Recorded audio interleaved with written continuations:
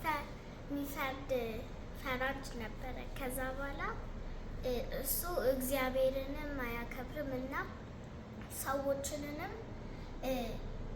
አያከብርም።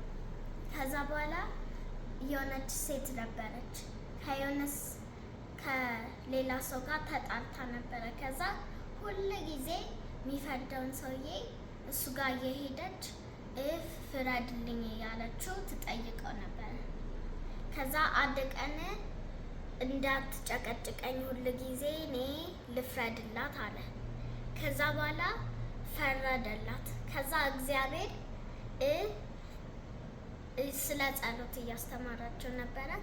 እግዚአብሔር እሱ ስትጨቀጭቀው የፈረደላት፣ እኔ ግን ስትጸልዩ ራሴ ቶሎ መልስላችኋለሁ አለ። ከዚህ ታሪክ ምን ተማርሽ?